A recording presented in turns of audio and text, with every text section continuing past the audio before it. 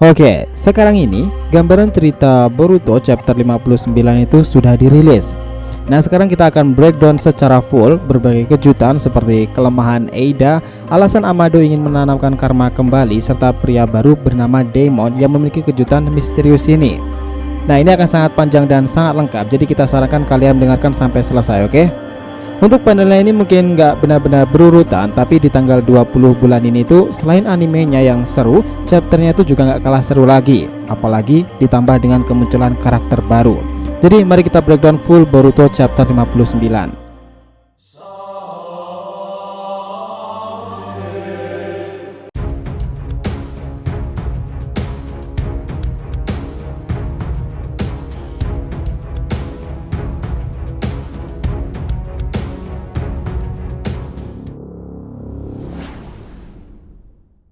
Hai guys, welcome back to the RTV channel. Nah, kali ini kita akan membahas mengenai breakdown full Boruto chapter 59 tentang karma dan kelemahan Eida Kara itu. Oke, biar nggak salah persepsi silahkan simak sampai akhir ya. Nah, di sini ada beberapa bagian yang paling menarik dalam chapter 59 ini, dimana judulnya itu adalah Kesatria, dimana Kawaki yang sendirian itu ada sebuah tulisan perpisahan dan sumpah nih. Di sini Kawaki dan teman-temannya membuat kemajuan dalam mendapatkan kekuatan yang mereka inginkan itu. Nah, akhirnya mereka semakin dekat dengan Code sendiri nih. Nah, di sini ada tulisan seperti ini. Mereka ini dikumpulkan untuk menjadi wadah. Bagaimana pikiran dan perasaan Code tentang ini?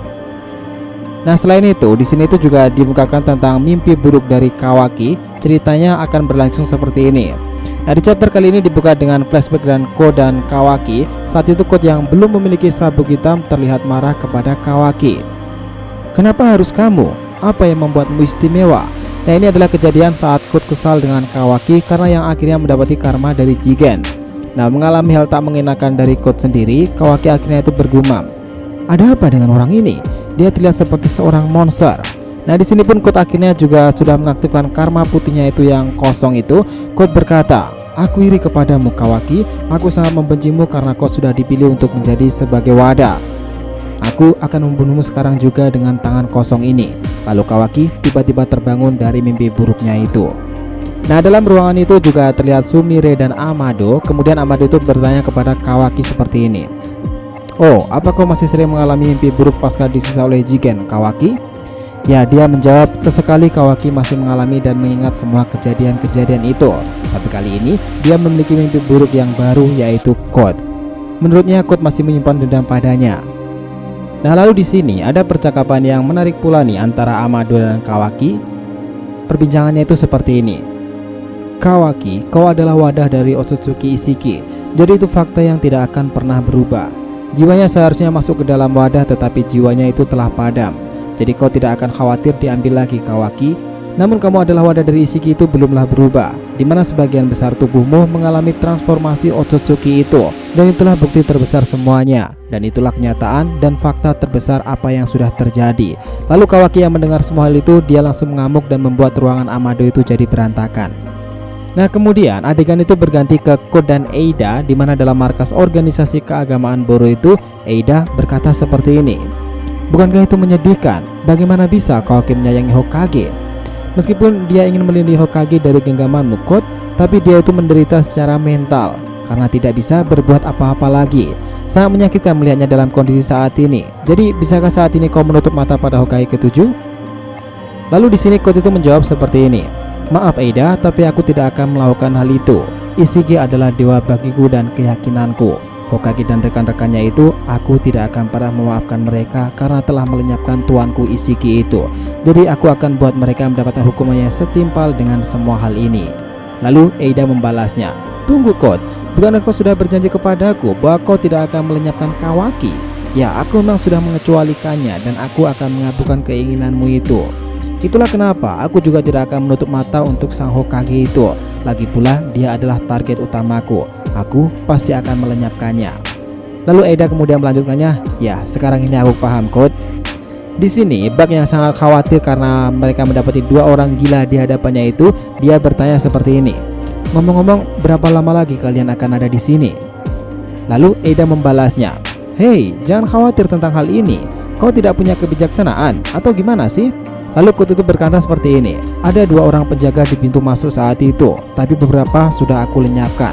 Aku pikir harusnya ada beberapa penjaga lagi yang akan merepotkan jika melihat Eida sudah bangun dan akan pergi dari sini. Lalu di sini, Bug yang menyuruh mereka pergi itu juga ingin mencari Kawaki. Akhirnya Eida itu menjawabnya sekali lagi, tenanglah Bug, aku tidak akan terburu-buru melakukan semua hal ini. Lagi pula, menurutku Kawaki itu juga pasti akan selalu dalam perlindungan si Hokage ke-7 itu, dan tentunya para shinobi negara-negara besar. Tapi aku tidak akan pernah mengabaikan itu melalui Senringan milikku. Lalu Code di sini itu juga membalasnya, jangan lupa Eida, aku masih membutuhkan limiter untuk membuat kekuatanku itu keluar secara penuh. Lalu Eida berkata seperti ini, jangan terlalu berharap pada kemampuan tempurku Code, aku hanya bisa menggunakan taijutsu sederhana. Nah di sini artinya kemampuan itu hanya berada di mata yang terkuat. Maksud kita itu taijutsu Eida bukanlah yang terkuat. Dia tidak akan bisa lebih kuat daripada pengguna taijutsu seperti Rock Lee atau bahkan Metali. Nah di sini sepertinya Code itu sedikit kecewa dan ia baru tahu jika Eida ini tidak bisa bertarung secara serius. Lalu Eida akan melanjutkan seperti ini. Itulah kenapa untuk melancarkan rencana ini kita harus melengkapi masing-masing. Aku yang akan menjadi mata dan telingamu dan kau yang bertugas menjadi seorang kesatria. Kesatria Code nih. Lalu Code itu berkata seperti ini. Oh, aku mengerti sekarang ini tidak terdengar terlalu buruk, tapi bagaimana tanggapanmu tentang ini? Misalnya ada masalah antara kau dan Kawaki. Bagaimana jika dia ingin mencoba membunuhmu Eida? Ini bukan skenario mustahil kan? Boruto Kawaki adalah seorang Otsutsuki. Mereka tentu tidak akan bisa kau pengaruhi sama sekali kan? Pasti ada keadaan yang sering tidak terjadi akan muncul. Misalnya saja aku berada pada situasi yang sangat sulit dan Kawaki Boruto mencoba melawanmu. Apa yang akan kamu lakukan? Lalu di sini Eida itu membalasnya seperti ini. Ya, inti masalahnya aku tidak akan membiarkan masalah itu akan terjadi. Sekarang kemarilah Code, aku akan memperkenalkan kau dengan salah satu kesatria tempurku yang lain. Wah ini semakin menarik nih. Tapi sebelum itu, dalam chapter ini ada sesuatu yang aneh terhadap apa yang dilakukan oleh Amado sendiri, si ilmuwan itu. Nah dalam perjalanannya di sekitaran Konoha itu, Kawaki itu kembali teringat percakapannya dengan Amado. Namun Shikade yang melihat semua itu berteriak dan mencoba memanggil Kawaki. Namun seperti Kawaki, dia itu tidak menghiraukannya. Bahkan ia berteriak balik kepada Shikade, diam kau, ini sangat menyebalkan. Di sini tuh sepertinya Kawaki masih kesal dengan kejadian dari Amado tadi itu. Namun seperti Shikade yang biasanya, ia selalu mencoba untuk tenang dan mencoba mendekati Kawaki sambil menjelaskan, jangan khawatir, mereka para warga sipil tidak akan mengetahui masa lalumu. Sejak serangan Isshiki, memang Shikade telah mendengar berbagai rumor, tapi Shikade terus mengatakan bahwa seperti ini, jangan terus-terusan pedulikan orang lain. Di sini Konoha adalah tempatmu dan begitulah yang diinginkan Nanadeime Hokage ke-7. Lalu Kawaki menjawab semua hal ini. Maaf karena telah mengganggu secara tiba-tiba Shikade. Nah, adegan itu berganti ke Amado dan Sumire. Di sana itu terlihat Sumire khawatir dengan keadaan Kawaki sendiri. Saat itu Sumire menanyakan perkataan kepada Amado. Nah, menurut Pak Tua itu, semuanya ini hanyalah komentar yang keluar setelah melihat ekspresi wajah Kawaki. Nah, namun di sini Sumire itu yang tidak mengerti. Akhirnya Amado itu mengatakan sekali lagi, kamu dengan sukarela ingin menjadi asistenku? Apakah kau sebenarnya berencana untuk menyelidikiku? Apakah ini semua permintaan dari Shikamaru Nara?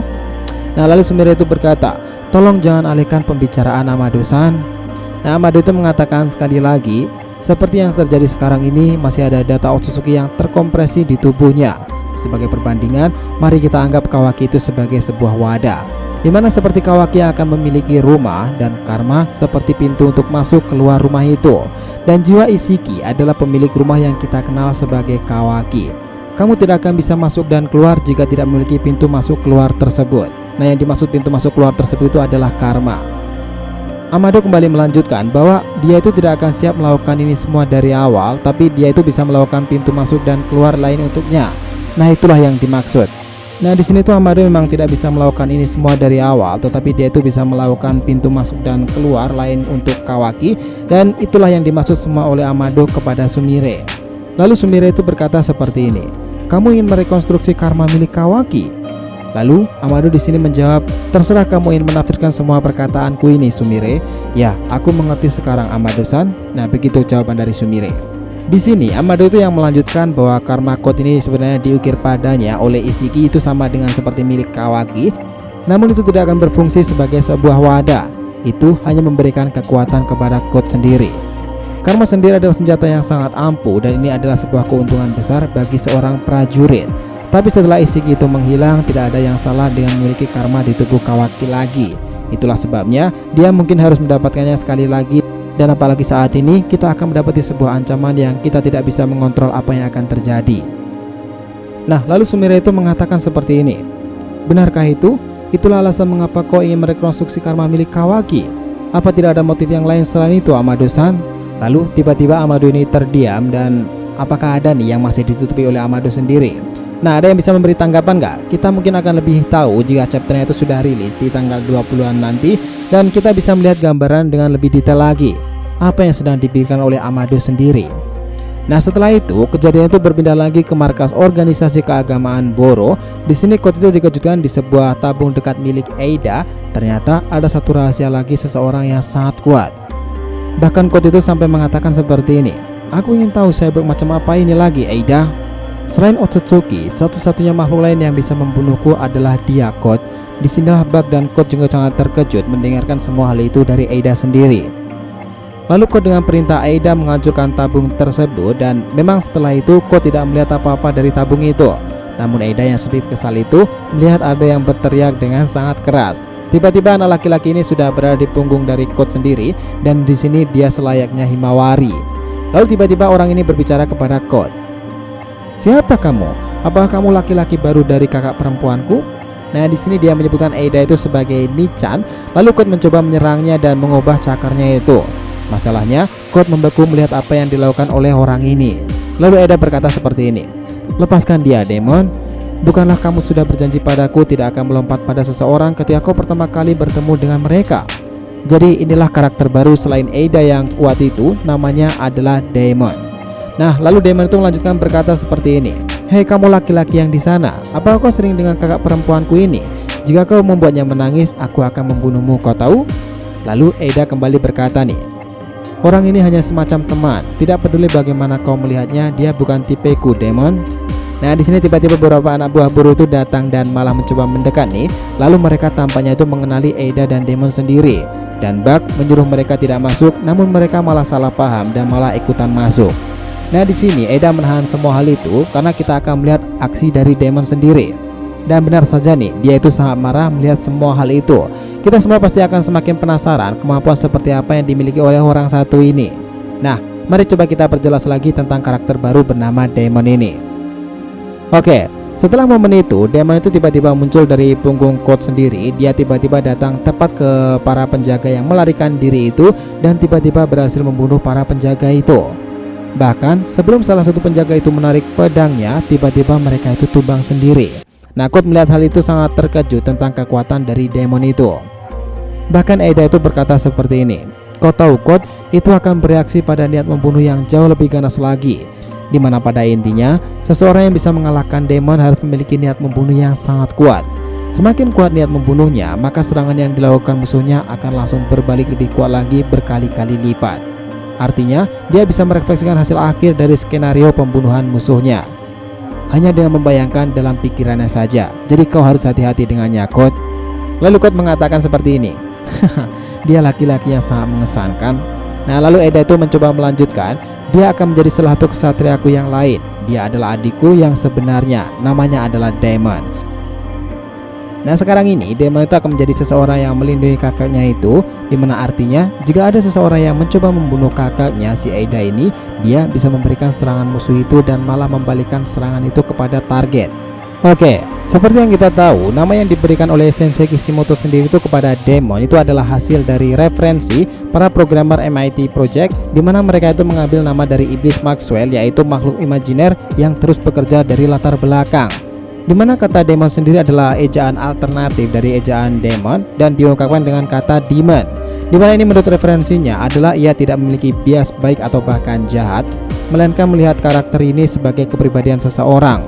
Nah, ini memang agak sedikit rumit sih, tapi kalau kita lihat karakter baru ini memang memiliki persepsi sangat nakal dan sangat kejam.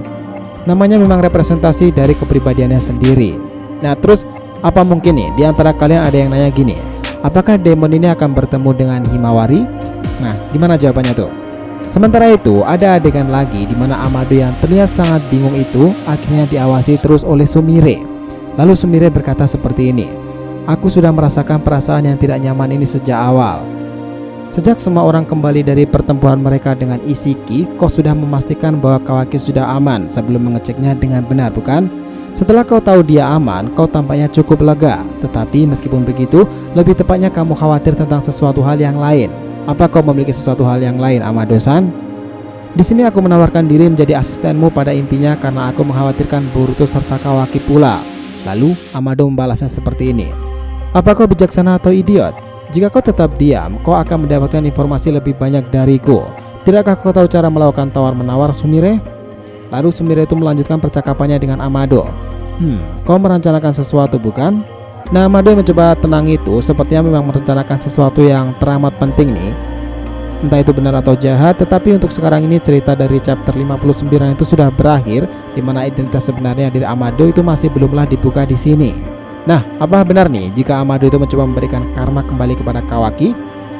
Nah, kita merasa nih jika Amado itu akan melakukan cara yang tidak akan kita pikirkan sama sekali, dan Amado sebenarnya di sini itu sudah menjelaskan sesuatu yang sangat penting. Seperti yang terjadi sekarang ini, masih ada data Otsutsuki yang terkompresi di tubuh Kawaki. Sebagai perbandingannya, mari kita anggap Kawaki itu sebagai sebuah wadah, di mana seperti Kawaki itu akan memiliki rumah dan karma seperti pintu masuk serta keluar dari rumah itu. Dan jiwa Isshiki sendiri adalah pemilik rumah yang kita kenal sebagai Kawaki. Kamu tidak akan bisa masuk dan keluar jika tidak memiliki pintu masuk dan keluar itu, bukan? Nah, itulah yang dimaksud oleh Amado. Itulah alasan kenapa Amado ini ingin Kawaki kembali memainkan karmanya itu, karena dasarnya Kawaki juga tidak akan bisa apa-apa tanpa karma tersebut. Dan ditambah lagi, tentunya ia juga tidak akan bisa melindungi Hokage ke-7. Nah, gimana nih? Apakah ceritanya ini seperti Kawaki dan Sasuke di masa lalu, di mana sama ketika ia mengiyakan dan setuju dengan permintaan Orochimaru, lalu ketika Kawaki juga setuju dengan permintaan dari Amado untuk menanamkan karmanya kembali lagi? Nah, kita penasaran nih, cara seperti apa yang akan membuat Kawaki akan kembali mendapatkan karmanya itu? Karena jika semuanya ketahuan di sini, maka misteri tentang episode pembuka ketika Kawaki memiliki karmanya lagi itu akan segera terkuak. Nah, gimana menurut pendapat kalian, guys? Boruto chapter 59 itu memang mengisahkan cerita yang penuh akan misteri dan sedikit rumit, dan ketambahan lagi di sini itu Code juga sudah menyusun strategi penyerangan melawan Konoha sendiri, dan tentunya kedatangan karakter baru adik dari Eda sendiri bernama Daemon. Sementara itu, Amado yang terus mencoba membujuk Kawaki memutuskan semua hal ini. Nah, di sini kita semua jadi tambah penasaran nih tentang si ilmuwan satu ini. Apakah pada akhirnya kata Darui itu ada benarnya? Kita ingat saat itu Darui berkata seperti ini, "Hokage, bukannya aku tidak percaya kepada Konoha. Aku hanya takut si ilmuwan itu hanya memanfaatkan Konoha itu sendiri. Aku selalu percaya kepada Konoha, tetapi tidak untuk si ilmuwan baru itu." Begitu ungkapan perkataan Darui dalam animenya dahulu itu. So guys, gimana menurut pendapat kalian? Nah, itulah tadi gambaran besar dari apa yang terjadi dalam Boruto chapter 59 yang akan kita ketahui lagi secara resmi pada tanggal 20-an Juni nanti. Jangan lupa kasih saran di kolom komentar dan subscribe channel ini. Semoga ceritanya itu memberikan informasi dalam tiap pembahasan animenya. Thank you telah menonton konten DR TV and we'll be come back.